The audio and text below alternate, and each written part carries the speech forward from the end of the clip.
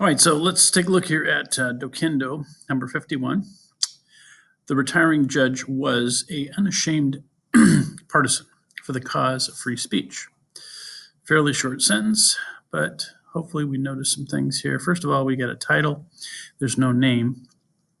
If it were Judge Smith, we could capitalize it, but when you have a title without a name, it becomes a general noun, not a title. So the retiring judge was unashamed.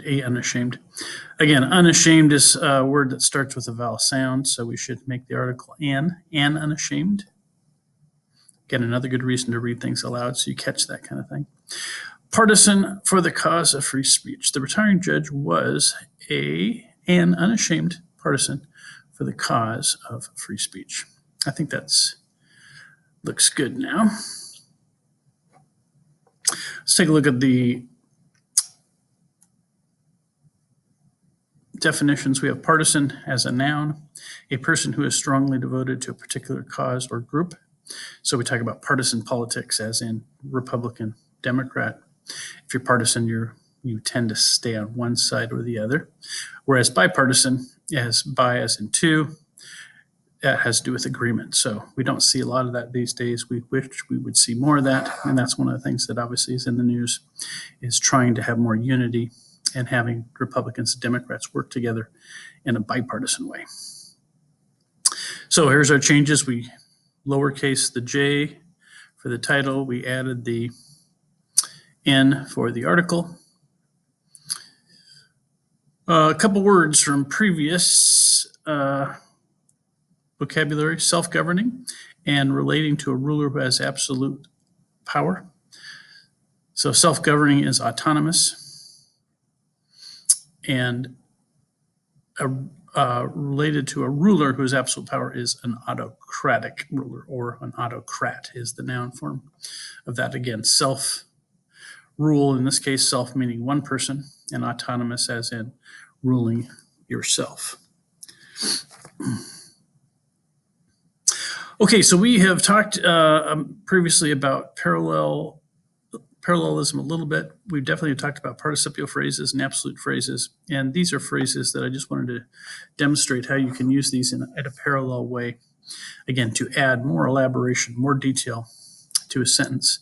And I want you to see, when we look at these sentences, if you can see how we can add them to a sentence, and then also differentiate between the absolute phrases and the participial phrases. So here's some basic simple sentences that we might expand. Larry rode his bike to school. How could we expand that, giving some absolute phrases or some participial phrases, and have more than one so that we have some parallel structure? So here's an example. Barking and foaming at the mouth, the dog chased the cat. So notice it's very clear that that phrase is modifying the dog. We have not just one verb, barking, we have a second one, foaming at the mouth. And again, notice how those go together in a parallel way. And again, it's like a close-up rhetorically, as in it gives a little bit more detail about the dog. So again, it's grammatically correct, but it's also rhetorically effective. Here's another one. We have a basic sentence. Larry rode his bike to school. We want to put something in between the subject and the verb. In this case, it's not in a positive phrase. We're not saying Larry, a sophomore in high school. Notice it says his backpack full of textbooks and his stomach full of oatmeal. So what we're doing here is we're giving more details, but those are absolute phrases. Again, they either begin with nouns or pronouns. And again, notice how they, again, like a focused detail that add more detail about Larry. Again, we could put that in the beginning, his backpack full of textbooks and his stomach full of oatmeal, comma, Larry rode his bike to school. But it works okay here too, between the subject and the verb. Here's a basic sentence. Mary wrote a sentence. So we have her mind focused, her pencil racing, her foot tapping. Now you might notice those participial verbs there, focused, racing, tapping, but notice what comes before them. They begin with parallel pronouns. Again, in this case, we call this also anaphora because it's the same pronoun. Her mind focused, her pencil racing, her foot tapping.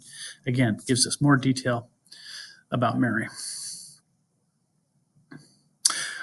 Sally tied her bowling shoes, enjoying the aroma of the bowling alley chili and hoping to bowl over 100. Notice how we have these two ing verb participial phrases that give us more details about Sally. And again, it comes at the end, but it's pretty clear we're talking about Sally here and not their bowling shoes.